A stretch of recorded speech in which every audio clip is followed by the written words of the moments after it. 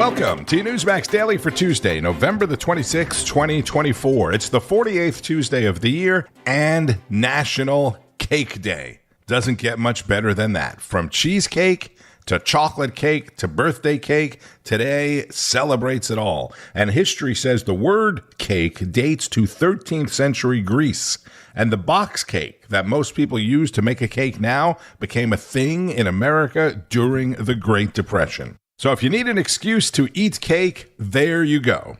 Yesterday, it was Microsoft Outlook. Today, there's an issue with Apple IDs. So no, it's not your iPhone or iPad. And yesterday, in a carriage pulled by Clydesdales, the White House Christmas tree arrived from a farm in North Carolina. The National Christmas Tree Lighting will take place on Thursday, December 5th, a week after Thanksgiving, which is 2 days from today.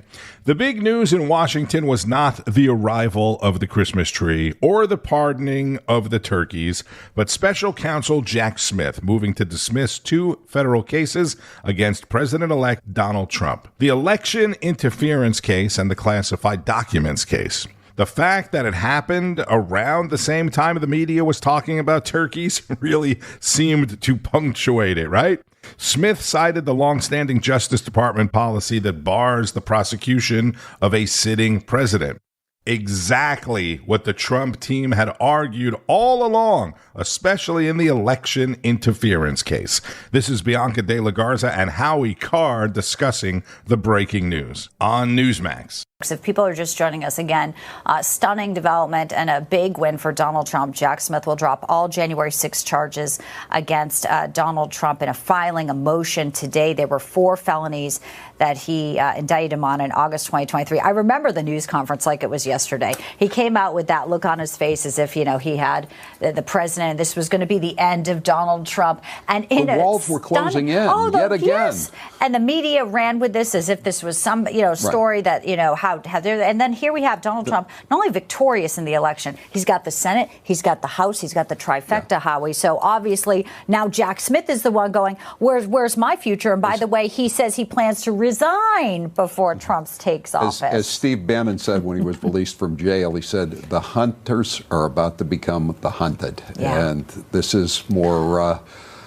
indication that is indeed the fact. I don't think, too, it's anything that the media on the left tries to frame it as retribution or this enemy list. No, they took our legal system, weaponized it, took it into a place that could have really brought our entire country into a very dangerous, place we had never seen before. This isn't about, being, coming back on your enemies. This is about taking an institution. They effectively weaponized it by putting in the right judges, by judge shopping, things that had never been done before, like piercing the attorney-client privilege to get some of his notes. These are beyond the pale. And, taking misdemeanors that the statute of limitations had expired on in New York and then converting him into some kind of racketeering conspiracy, unheard of legal theory, unconstitutional, and making it into a felony and then convicting him. And then saying that they were going to prosecute him for taking the papers with him as president of the United States, but they weren't going to prosecute Joe Biden, the sitting president, because he was too senile to be prosecuted. And that's what their own special counsel said. Everything about this whole thing, top to bottom, was absurd. And if laws were broken and no one is above the law, then they need to be investigated. And that is it, full stop. And we know Pam Bondi, as Attorney General, has been very clear about this. That's Bianca De La Garza with Howie Carr on Newsmax. Trump campaign senior advisor Corey Lewandowski spoke about it with Bob Brooks and Katrina Zish on American Agenda. I think this is such a terrible look for Biden's DOJ, Democrats as a whole. If they truly believed that what they were fighting for was just and right, they would never just move to dismiss this case. They would keep fighting it tooth and nail to the end. It screams that this was lawfare. Yeah. That's how it looks. Corey, what say you? I say what the American people knew and what Donald Trump has now proven is that there's a 2-tier justice system in this country, which is going to come to an end on January 20th. We've seen a former president, now the president-elect, being prosecuted solely because of his political beliefs. He didn't break any laws. And if that were the case, that he did break laws, Jack Smith would continue to go after him. But the reality is that Jack Smith's trial and his charges against Donald Trump were a complete sham, just as they have been in the state of New York. And so what we saw in Florida now, in Washington, D.C., and in New York is the vindication that Donald Trump did nothing wrong and that he was only prosecuted because he didn't like his political stance. Corey, want to read or share this statement from Stephen Chung, the Trump communications director. The American people reelected President Trump with an overwhelming mandate to make America great again. Today's decision by the DOJ ends the unconstitutional federal cases against President Trump and is a major victory for the rule of law. The American people and President Trump want an immediate end to the political weaponization of our justice system. And we look forward to uniting our country, similar to what you just said there. But once again, in complete contrast and contrary to what Democrats have been, I'll say, warning the American people of, that if and when Donald Trump gets back in the White House, he is going to, quote unquote, go after people. And we've heard from you and also from the president himself, that is exactly what he does not plan to do. Well, what Donald Trump is going to do, and what he's been very clear about, he's going to put the blindfold back on Lady Justice, which is what it's supposed to be. And people will be prosecuted not based on their political beliefs or their race or their ethnicity. They will be prosecuted based on the crime that they've allegedly committed. And that has not been the case under the Biden-Harris administration. And the people were tired of it. So Lady Liberty gets her blindfold back on. Lady Justice gets her blindfold back on. And we make sure that all the laws of this country are applied equally to everybody. Now, that being said, I'm very anxious and hopeful that the new Attorney General nominee, Pam Bondi, is going to ensure that the justice system is no longer politicized in the sense of going after people because of their political beliefs. But we will hold people accountable who broke the law over the course of the years to use their badges and their guns to go after American citizens when they weren't entitled to do so. Corey, let's talk about holding people accountable. $50 million, that's the report for Jack Smith. That's what he spent on going after President Donald Trump here. What say you about that? Well, not just the $50 million of taxpayer dollars. How about the hundreds of millions of dollars Donald Trump has had to spend to defend himself against these baseless accusations? Where does he go to get his money back or his reputation back? Listen, I know he's going to be the president of the United States, but at what point do people get held accountable for not following the rules? Whether they're lying to FISA court, whether they're lying under oath, as Andy McCabe did on multiple occasions. We call that perjury when you lie under oath. When do those people get held accountable? When do the Democrats who have been held in contempt of Congress be held accountable like Stephen Bannon has been and like Peter Navarro has been? It is time to bring justice back to a system that has been an injustice to the American people and treat everybody the same. Corey Lewandowski is the senior advisor of the Trump campaign. Bob and Katrina also got the legal breakdown with former Washington, D.C. U.S. Attorney Joe DeGeneva and former chief counsel at the Senate Intelligence Committee, Victoria Tunzing. Joe, I'm going to start with you. We just had Corey Lewandowski on at the top of the show at 2 o'clock, said accountability is coming, to the senator's point, to whoever was involved with pulling this against President Trump and, frankly, against the American people, what they have done to the DOJ. Again, accountability is coming. What do you think that looks like? Well, I think there should be a special counsel appointed to investigate Jack Smith and all of the people involved in the decision-making about the federal cases.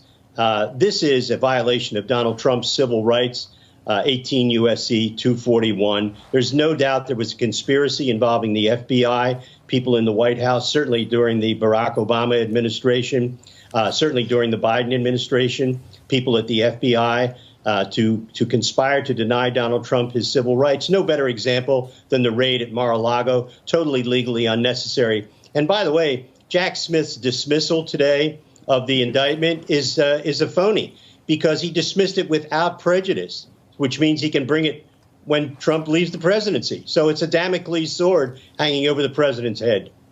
So I want you to repeat that because just because Jack Smith dropped this case does not mean that it won't potentially come back. That's right. He did not drop the case. He dismissed it without prejudice. That was the first question I asked when I saw the headline on Newsmax. Was it with or without prejudice? It was without prejudice. He was trying for the last 3 weeks to figure out how not to drop the case. You can be sure of that. And so he couldn't figure that out. So now he's just going to do it without prejudice. And you can't. It's not so simple to just say, well, the new attorney general can go back and dismiss it with prejudice. There's no case to dismiss. It's gone. So she would Pam Bondi would have to file a case, and then it would have to get a judge that was friendly and agree with a dismissal with prejudice. If you remember, Judge Sullivan did not do that for Michael Flynn, and Trump had to ultimately pardon Mike Flynn because Sullivan would not dismiss the case, even though he was told to do so by the appellate court. So since he dismissed it without prejudice, also we know Judge Merchan has got some decisions to make, but also could bring back the case against Trump here in New York after he's done with the presidency, I guess. The sentencing. Yeah, right? the sentencing. Maybe this is shaping up to some kind of plan. I know it's 4 years away, but, Joe, we've seen crazier things before happen. What do you think about these decisions? Well, I don't think there's any doubt that Jack Smith's decision was purely political. They've dressed it up to make it look like it was very thoughtful and legalistic. But in fact, once he said without prejudice, that means they wanted to leave it over the president's head. Now, the president can order his attorney general to do what Victoria said, to go in and dismiss a new case with prejudice. He can also pardon everybody right now and get rid of all those cases, and then pardon himself on January the 19th, 2029. So I think with Merchan, listen, the guy's a total political hack. I've heard people on this network saying he hasn't done anything political in his case. The guy's done nothing but be political throughout this case. One of the most atrocious performances by a trial judge in a criminal case in the history of the country. He's going to do everything he can to keep this over President Trump's head. We shall see what they do. Former U.S. Attorney in Washington, D.C. and Newsmax contributor Joe DeGenova. So it may not be over yet, but it looks like special counsel Jack Smith is stepping down since Trump said he would fire him on day one anyway. And as Joe DeGenova said, Trump could technically pardon himself on the last day of his presidency, which is more than 4 years from today. Let's switch gears a bit to illegal immigration and go to last night's edition of Finnerty with Rob Finnerty. The Trump cabinet now set, and Democrats in Washington and all their friends in the media still have no idea what went wrong. They have no idea why Kamala lost. They don't know what's happening, something the average American knows implicitly. I bet if you stopped somebody on the street and randomly asked, why did Kamala Harris lose the election, you'd get the same answer from just about everyone. Kamala was not a good candidate, and the party has just completely lost its way. This weekend, the mayor of Denver, Colorado, stating unequivocally that he would go to jail to save illegal aliens that have committed crimes in his city from being deported. Take a listen. Trump's new border czar, Tom Homan, has said that he is willing to arrest leaders like yourself for standing in the way of these policies that they want to enact. Would you be willing to go to jail for these things? Yeah, I'm not afraid of that.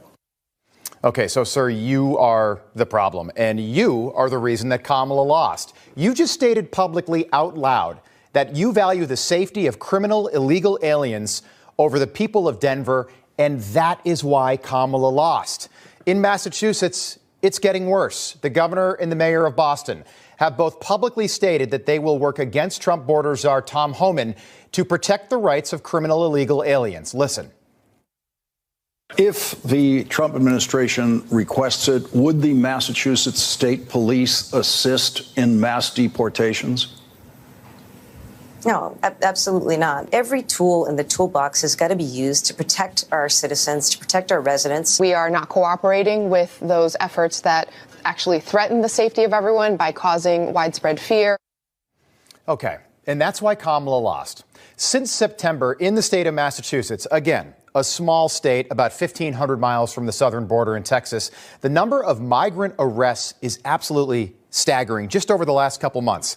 Starting on September the 3rd, a Brazilian migrant was charged with sex crimes. A day later, a Haitian migrant was charged with sexual assault. On September 6th, a Guatemalan migrant was charged with rape. 10 days later, a man from El Salvador charged with rape. That same day, 2 more migrants arrested for alleged sex crimes. A day after that, a Brazilian migrant charged with sex crimes. On September the 24th, a Guatemalan man was charged with sexual assault. That same day, another man from Guatemala charged with a sex crime. The next day, an illegal migrant was charged with rape and assault, and we are still in September. Let's go to November. In November, a man from Brazil, Colombia, and Guatemala have all been arrested in Massachusetts for sex crimes and alleged child rape. These are the worst people on the planet, and they are all here living among us, and that is why Kamala Harris lost. People are tired of being treated like they do not matter, and Maura Healey and Michelle Wu are saying that part out loud, that they care more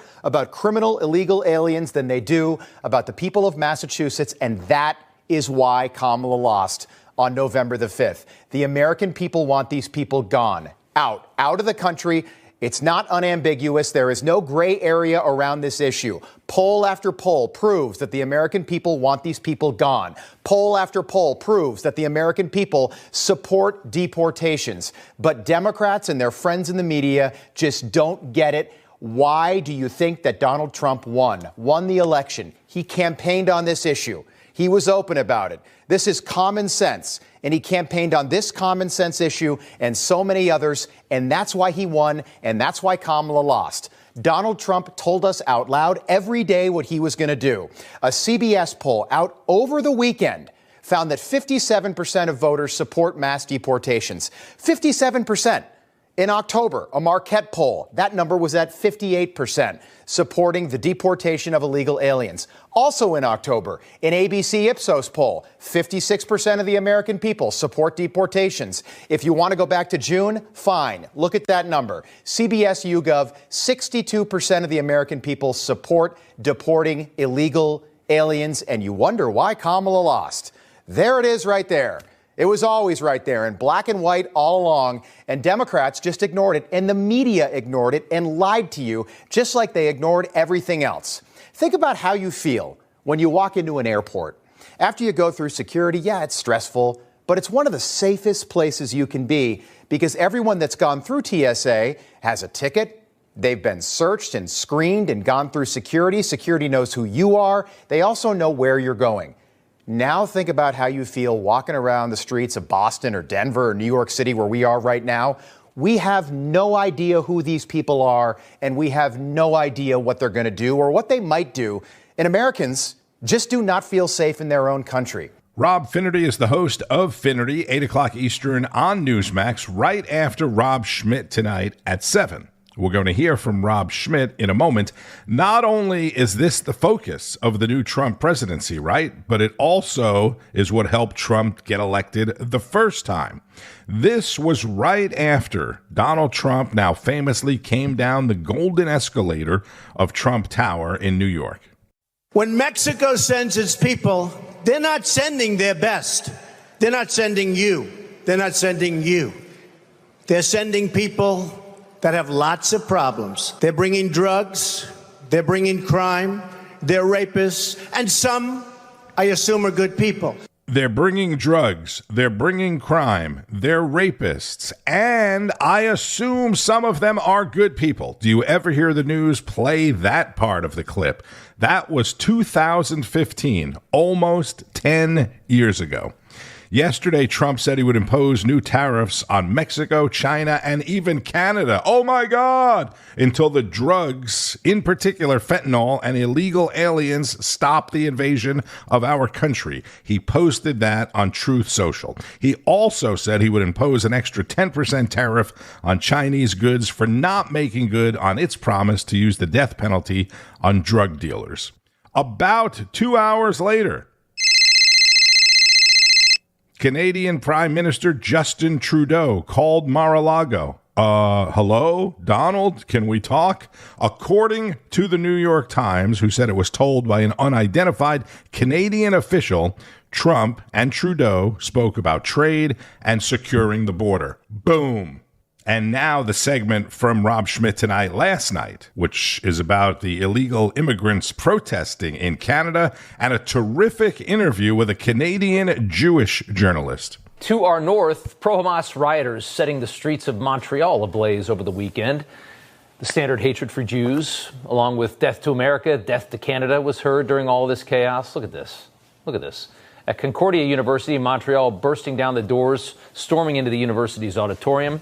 Prime Minister Justin Trudeau, who got very violent with COVID protesters a couple years ago, had nothing but words for the pro-Hamas Nazis that showed up in Montreal, saying what we saw in the streets last night was appalling. Acts of anti-Semitism, intimidation, and violence must be condemned wherever we see them. And his way of condemning it is posting on his little phone.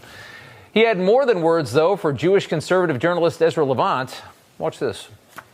You're inciting this crowd, and then it reaches the peace. Well, your presence is inciting them, and that's exactly what you're trying to do. I'm a Jew. No, because you're trying to incite. So you're refusing to leave? I'm refusing to leave. Why? Because I'm a Jew, I'm a citizen, and I'm your boss. So well, you know what? In the interest of keeping peace here and public safety, you're under arrest for breach of the peace. So take a minute. Good. Take this. I'm being arrested because I'm standing on the sidewalk in my city. I'm a Jew who lives in this neighborhood, and I'm being arrested because the police say that's the path of least resistance. Something else. Ezra joins us now, the founder of Rebel News. And, sir, it's good to have you back on the show. Some of the most vile people you can imagine are out there screaming.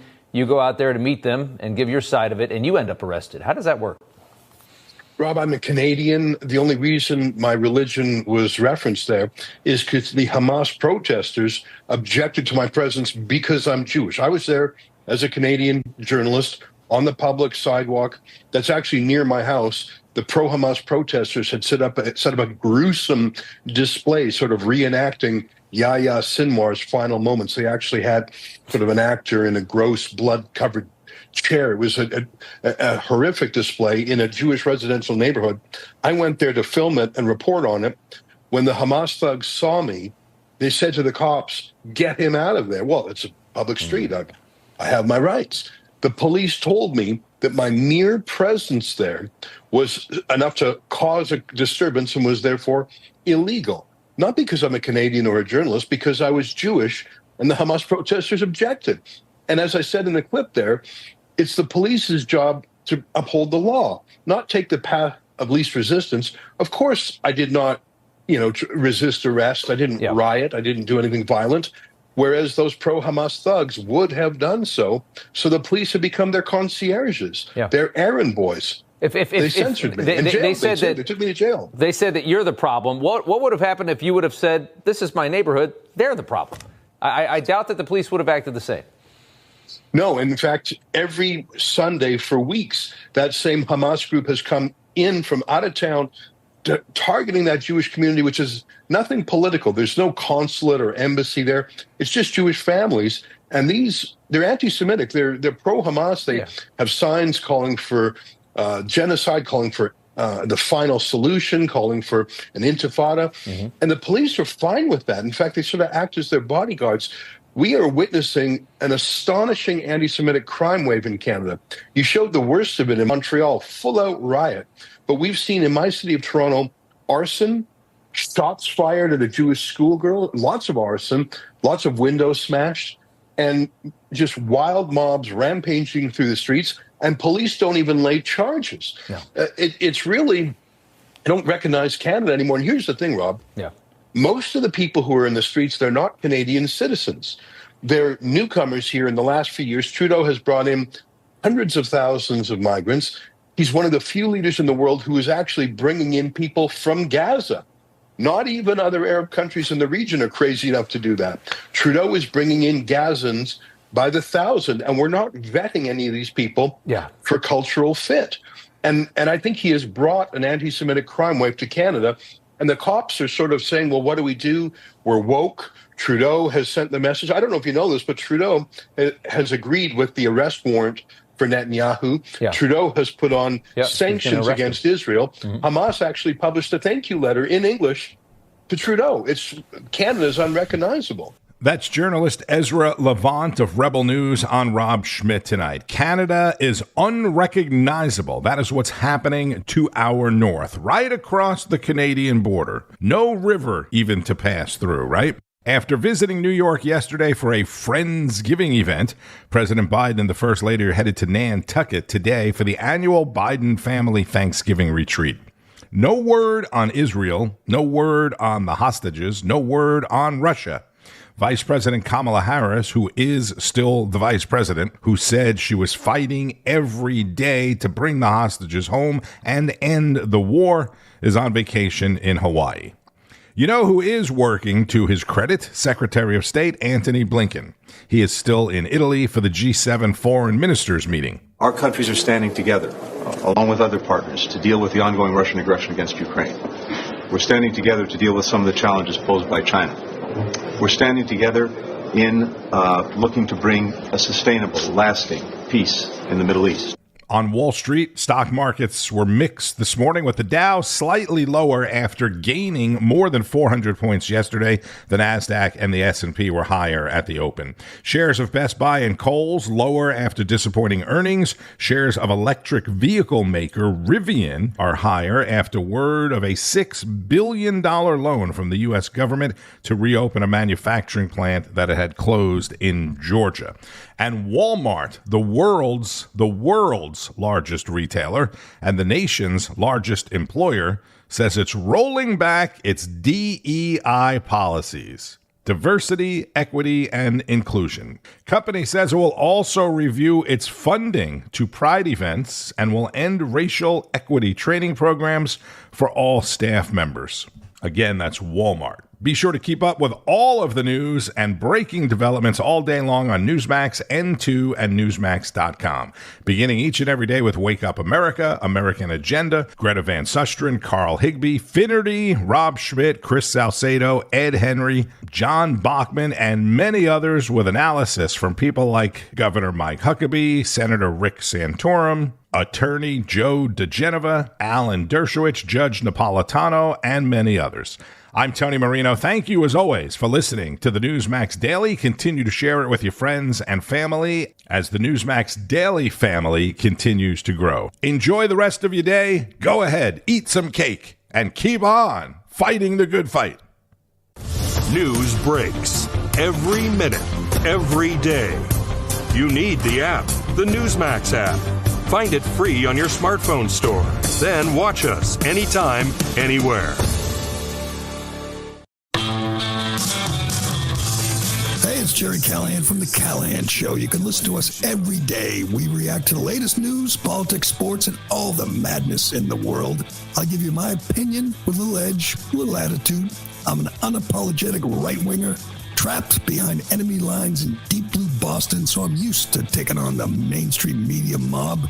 You can hear us anywhere you get your podcast, or you can listen every day at newsmax.com/listen. Information. Truth